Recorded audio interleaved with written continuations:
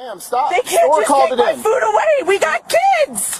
EBT's gone. What are we supposed to do? Starve? Don't be surprised when we start taking it. People gotta eat. Hey, ma'am. I'm so tired. I'm so tired. I'm so tired of this. I don't understand how the system could be like this. I don't understand. There's no equity left. It's getting down. It's getting down. It's getting low. You think you can make it another year? I don't know. Do you just keep going, rolling the dice, hoping things will turn? I mean, it's not looking good. All of us farmers have officially fucked around, and we have officially found the fuck out now, guys. I am on the verge of bankruptcy. I'm on the verge of tears. Overnight, all of my help fled. My help, out of fear for their safety, their lives, they fled. And now I am left out here standing in my unharvested carrot field. It is January, and I'm in Kansas, and this is when carrot harvest goes in Kansas. This field should be full of workers, but all my workers left. And who the do you think is to blame for that? Every single one of them left. Now I have to by myself try to fill that truck with a load of carrots in one day, and I can't do that, guys. I have to get these carrots to market by next week, or my contract is terminated. This is 900 and I have an FAFO and FAO for the red state of Kansas. Yes, GM is laying off 900 workers immediately, canceling their second shift. Yes, they voted for the Trump administration and Republican. Yes, this is severely going to hurt Kansas. I don't believe what has happened in Kansas for Trump voter. What's happening to MAGA is insane. They are crying, they're in regret. So guys, let's dive in. The credit belongs to the owner of the videos. I'll be back with more commentary. Kansas farmers voted for Trump by 16 points. He just destroyed their livelihoods in 1 week. Here's the timeline. Monday, Trump announces $40 billion bailout to Argentina. No conditions. Tuesday, his agriculture secretary confirms they're importing Argentine beef to undercut American cattle ranchers. Wednesday, Trump posts that ranchers don't understand. They only succeed because of him. Thursday, Kansas farmers realize they've been conned. Kansas produces 200 million bushels of soybeans annually across nearly 5 million acres. Zero exports to China this year because of Trump's tariffs. Cattle ranchers struggling with costs. Trump's solution? Bail out Argentina, then import their beef to compete against Kansas ranchers at lower prices with foot and mouth disease concerns. A Democratic congresswoman from Kansas said, ranchers are successful because they wake up at 5 a.m. and work, not because of Trump from New York City telling them he understands cattle markets. 79,000 Kansans losing health care. Farms going bankrupt. All while Trump golfs and brags. Rural America, you voted for this. Was it worth it? This is what our shitty-ass healthcare has come to, where my patients need medicine and supplies, and their insurance won't cover it, and here I am, spending my own money because my patient needs it, and he doesn't have any money, and he can't work.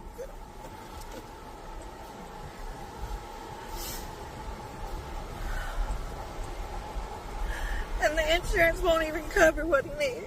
Voted for President Trump. Yes, sir. Why did you vote for him? Because I was an idiot. 80% of the evangelical Christian people were lied to, if you will. I can't imagine anything worse on the planet than wearing MAGA shit. No, I can't either. Like, you couldn't catch me dead in a MAGA outfit. If my choice was to walk from this office to the supermarket, I would rather be butt naked than wearing anything MAGA. I don't care if it was like the top of the line MAGA merch. I would walk naked and get arrested and put in a straitjacket and go to the insane asylum before I would wear that MAGA bullshit, because you know what it announces? That you're stupid. That you're stupid, that you're racist, that you're homophobic. Oh no! Another Trump cultist just got screwed over by his orange God king. I just came across a tweet posted by a Trump cultist, and he is just whining and freaking out and panicked because he and his wife just found out that Donald Trump screwed them over. Let me read what he wrote. All caps. Attention! Please help! President Trump and Ted Cruz. My wife is a nurse and was recently hired by the VA. Our home is packed up. We have a new home. We spent thousands to move our family from Fort Worth to Waco. Following Trump's hiring freeze executive order, the VA rescinded her job offer. Oh, no. My wife is in tears and inconsolable, and my family is devastated. It has been my wife's dream to work with needy disabled veterans. I'm a disabled vet. Now our home is lost, with no clear path of what to do. Her job was to start in 2 weeks. We are all huge Trump supporters, and I know this was an unintended consequence. I'm sure veterans' medical care professionals were not the target of this executive order. Please help get this message to the White House so that President Trump can fix this error. Veterans need not be affected because of out-of-control government spending elsewhere. Please help retweet this so Donald Trump is made aware. We need your help. Please do not come to the United States. We are not the same country. It is not safe here anymore. They can pull you off the street. They can detain you. They'll do God knows what to you. They're doing it to our own citizens. They will do it to you. Please do not support American products. Don't buy American. Don't vacation here. I'm very sorry to say this, and I want to apologize on behalf of all rational Americans in this country who are fighting Trump tooth and nail with everything we have. We're sorry.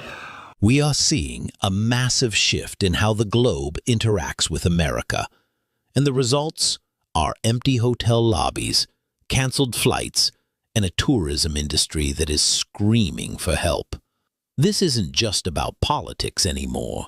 It is about the livelihood of everyday Americans who depend on the global economy, and how people in other countries view American society and its citizens. Tourism is way down. And why? Because people come over on vacation and they get locked up for 4 or 5 damn days for no damn reason, and then they get let go. Oh, sorry, I thought you were somebody else. That's who's running the country right now. That's how America is treating people coming over who love this country and just want to come over and visit it. That's how we're treating them. I think most of the world, if you say, hey, we're going to take a vacation to America, they will say, don't get shot. Sure, yeah. There are 154 countries right now. 153 of them can be celebrating this year because they've had a substantial increase in visitors from foreign countries in tourism. The one country out of the 154 that's had a decrease, the only country that's had a decrease, the United States of America. We've had 8 consecutive months of a decline in foreign visitors and tourists, and the numbers are staggering. Over 7% over last year, down. That's a revenue shortfall of over $41 billion. By the way, that's $41 billion. That's revenue that can't be recouped. That's not just airlines and hotels. That's everything from restaurants and retail and dry cleaners and theme parks and you name it that are hurting because of this. And will it get better right now for the United States? Right now, I'd have to say in the short term, probably not. It's going to get worse. They are not lying about Vegas being dead, y'all. I'm a waitress on the Strip, and last year around this time, I made like $300 to $500 a day in tips. And today, I just walked home with $124. So, came to Las Vegas for the first time, me and my friends, because we all turned 60. This is a freaking ghost town. I created content about how the travel industry is being hit, especially Las Vegas. This place is a ghost town. There are restaurants inside of all these gorgeous hotels. The doors are shut. I hopped into a Lyft because I don't use Uber. Don't use Uber, you guys. And the Lyft driver, I asked how he was doing, and he said, okay, but, you know, business is really tough right now because there's not that many tourists, as many tourists coming in needing an Uber or a Lyft. And I said, is this what you do for a living normally? And he said, no, I'm a real estate agent, but everybody in real estate right now is suffering, and all of us agree nothing's going to get better until we have a change in administration. He came right out and said it. So he's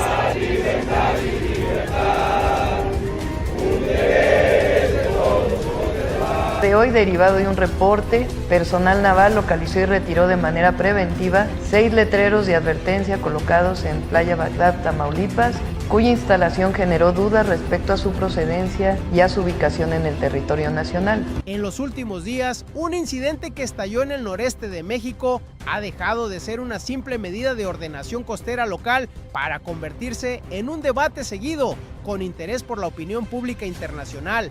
La enorme operación marítima puesta en marcha en la playa de Bagdad y sus alrededores en el estado de Tamaulipas, a un paso de la frontera con Estados Unidos, es ahora el tema número 1, tanto en México como al otro lado de la frontera, lo que ha movido a la Armada de México y a las fuerzas de seguridad locales a actuar es una medida bastante audaz, la apropiación oficial de la franja costera para su uso como propiedad privada.